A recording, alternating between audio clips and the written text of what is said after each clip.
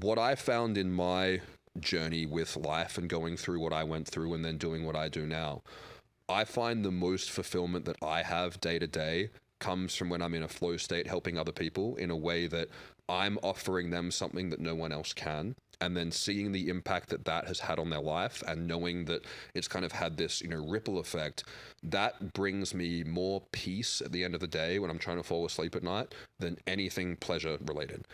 And the interesting thing about when we look at happiness and pleasure seems to be very subject to tolerance.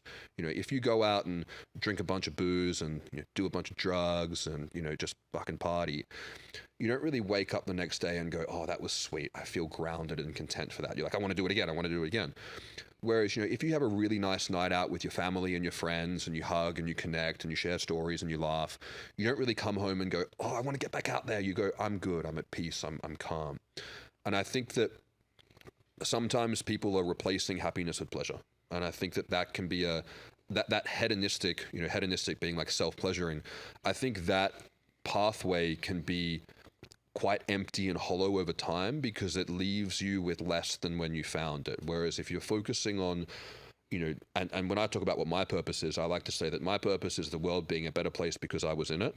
And I feel like the work that I've done in this space, and that's why I continue to write books and make content and work with people, is that way I know that, when the time comes at the end, I'm going to be like, I'm good. Like the world was a better place because I was in it. I had a positive impact on a bunch of people, and I had more of a positive impact than a negative impact because I'm not perfect.